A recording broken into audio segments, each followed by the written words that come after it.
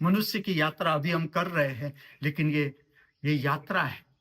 मनुष्य हो जाना अंतिम लक्ष्य नहीं इस पृथ्वी पर, ठीक से समझना। कैसे पता चलेगा? अगर हमारे भीतर से किसी भी व्यक्ति के प्रति या परिस्थिति के प्रति फरियाद उठती है, तो अभी हम मनुष्य है। दुख, पीड़ा, संताप, हताशा, निराशा, भय और चिंता छूता है, तो अभी हमारी यात्रा जारी है। ठीक से समझना इसे। अब मैं तुम्हें समझा रहा हूं महामृत्यु क्या है। महामृत्यु क्यों समझा रहा हूं? हाँ, मैं आपको कहूंगा, जैसे कि कल से मैं 7 दिन के लिए आपके बीच नहीं आऊंगा। ना मैं बांसुरी पर कोई गीत प्रकट करूंगा, ना मैं वाणी प्रकट करूंगा, ना शाम को नृत्य सुदर्शनम प्रक्रिया करूंगा 7 दिन के लिए। अब क्या है महामृत्यु? मृत्यु का अर्थ है समाप्त हो जाना।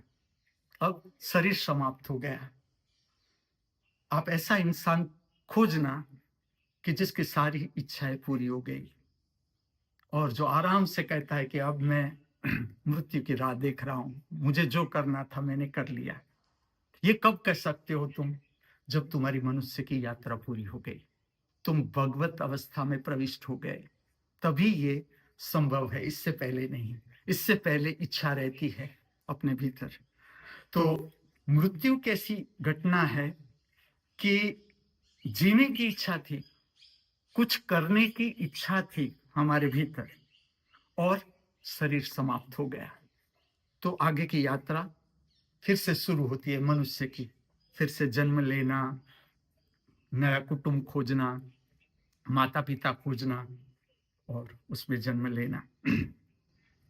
मैं किस लिए कहता हूं कि महामृत्यु शब्द से परिचित होना जरूरी है।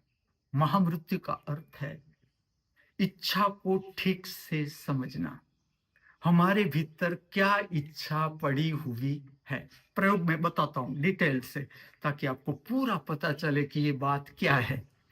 देखो, ये पूरी आध्यात्म जो है, आध्यात्म का शिक्षण हम कहें तो लौकिक शिक्षण से अलग है। लौकिक शिक्षण में पहले आप ग्रेजुएट होते हो, फिर पोस्ट ग्रेजुएशन में आपको एडमिशन मिलता है। इसमें पहले पोस्ट ग्रेजुएशन, महामृत्यु पोस्ट ग्रेजुएशन हो गया और मृत्यु ग्रेजुएशन हो गया। महामृत्यु पहले समझना है। महामृत्यु मृत्यु के बाद नहीं समझा जाता।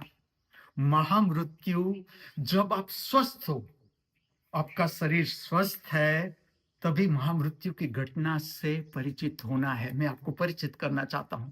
ये मेरी इच्छा है, ये मेरी इच्छा है कि मनुष्य महामृत्यु से परिचित होना चाहिए, मृत्यु की घटना से पहले।